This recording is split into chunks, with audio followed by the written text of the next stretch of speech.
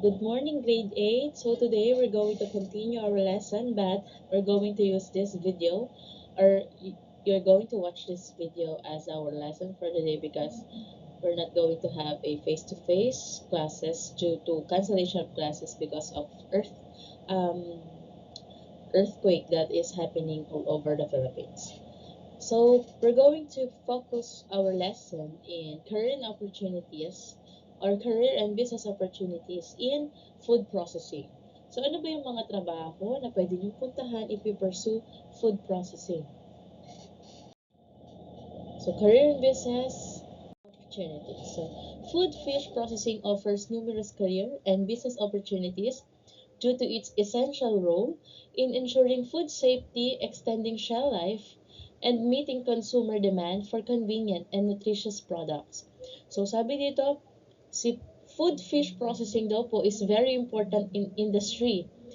Bakit? Because it helps makes fish products safe to eat and also it will last longer and it is more convenient for people to buy and cook.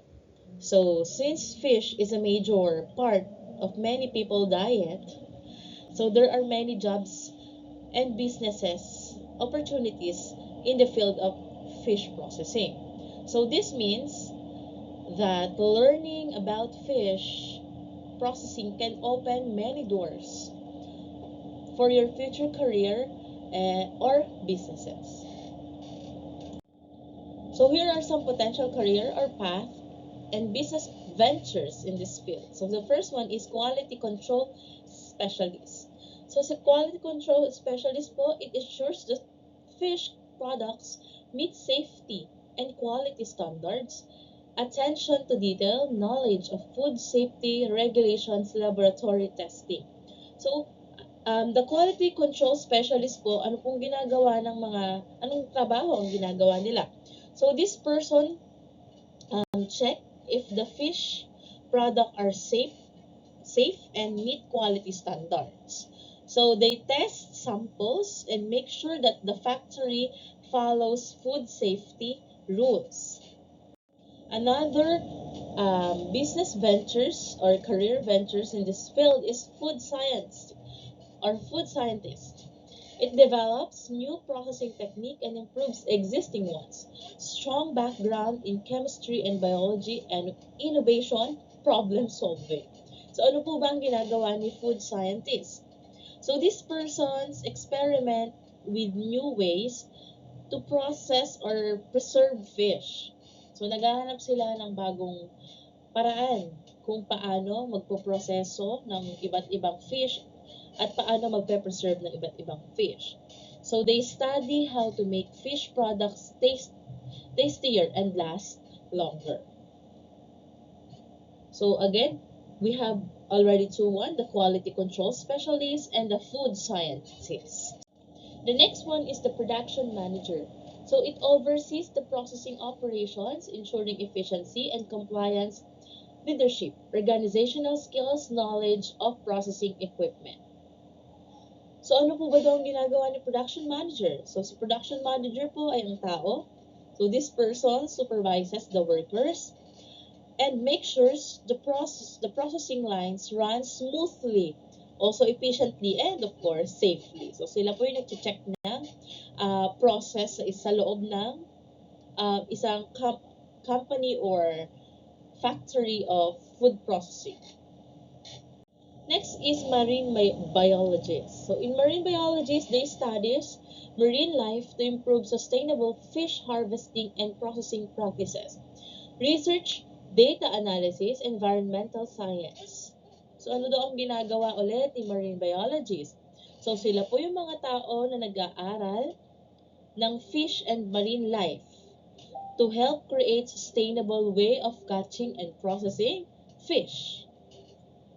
And supply chain manager, they manages the logistic of sourcing, processing, and distributing fish products, logistic project management negotiation.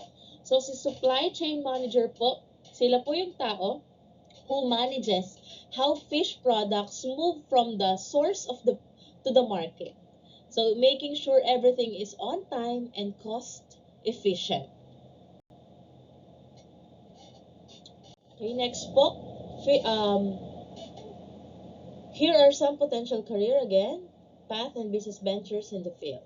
So aside from jobs or trabaho na pwede na yung mapuntahan, syempre mga binanggit ko ay ilan lamang. Ito ay quality control specialist, food scientist, product manager, marine biologist, and supply chain manager.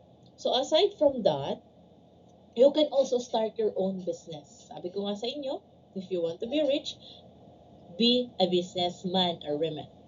So, we can start your own business in the fish processing industry. So, ito yung ilan lang ng mga example na pwede nyong maging business or pwede nating maging business in food processing. So, fish processing plant. Establish a facility that processes fish into various products like fillet, canned fish, and smoked fish. It requires significant investment in equipment, adherence to strict health and safety regulations, and a steady supply of raw fish. So, anong klaseng business ba si fish processing plant? Ito po ay, you can build a factory that runs raw fish into product like, so, gagawa ka ng isang factory kung saan pwede kayong gumawa ng fillet, canned fish, or smoked fish. So, this need a big capital equipment and proper health permit. So, pero bago nyo matayo ang business na to, syempre, kailangan nyo ng pera, malaking capital, syempre, ang nakalagay naman dito is factory, and of course, you have to have a health permit. So, kailangan malinis at papasa sa standard ng Pilipinas, kung ano man yun, kung ano-ano man yung kailangan nyo kuning permit ang inyong itatayong factory. Next business opportunities is specialty fish products. So it create niche products such as organic sustainable source or gourmet fish products, market research, branding, and establishing supply chains for premium ingredients. So ano po ba specialty fish products? So magtitinda naman. Pwede kayong magtinda, sell unique or premium fish item. Pwede kayong magtinda ng organic or sustainable source fish.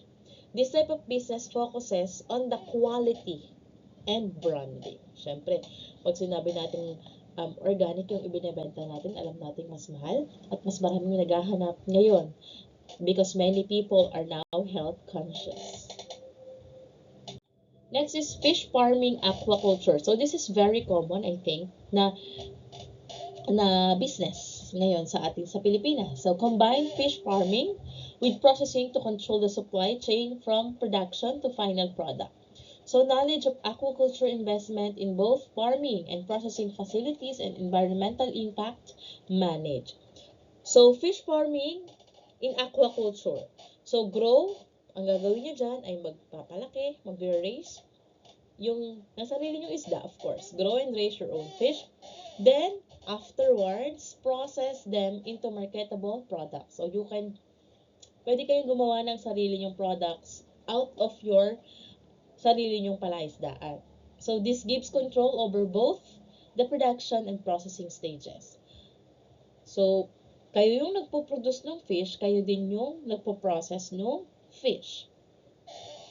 Next is, you can also have fish snack production. Develop and market fish. So base snacks such as jerky, chicks, and dried fish product, develop taste testing, packaging design, and marketing. So dito naman sa fish snack production, make ready-to-eat snack katulad ng fish jerky or chips. So this business requires creativity, of course, in developing flavors, packaging, and marketing. So, pwede kayong gumawa ng, di ba marami na kayong mga chichirya or snacks na gawa sa fish. So, you can also do that.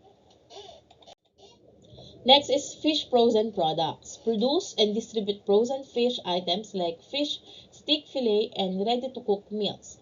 Freezing technology, packaging solutions, and distribution network. So, frozen fish products, you are going to produce frozen items like fish fillet, fish sticks, or easy cooking at home. So this business requires cold storage and good packaging system. So in short po, in food processing or in food fish processing, it is not only about preparing food. So it also provides many career paths and business possibilities.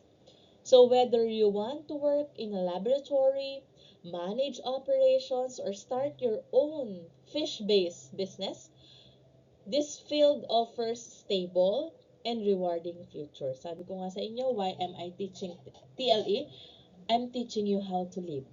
So, tinuturuan ko kayo paano mabuhay. Paano maghanap buhay, anong mga hanap buhay ang available in every component sa PLE, and aside from that, anong businesses ang pwede nyong puntahan. So these sample are just some of the sample of business and career opportunities in food processing.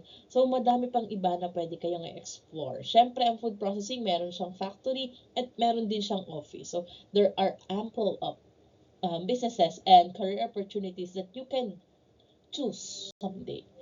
So, I'm going to send you uh, an activity. So, exploring career and ventures in food processing. So, hindi naman tayo makakapag-groupings ngayon kasi nga tayo ay magkakalayo. So, I'm going to give you a written activity or in Google form. So, I hope you study. I hope you will read on your own or um, watch this video again and again so that you can learn from this. Kung medyo nahihirapan pa at medyo nagugulahan, you can feel free to chat and ask me questions. So that's it for today, grade 8. Goodbye.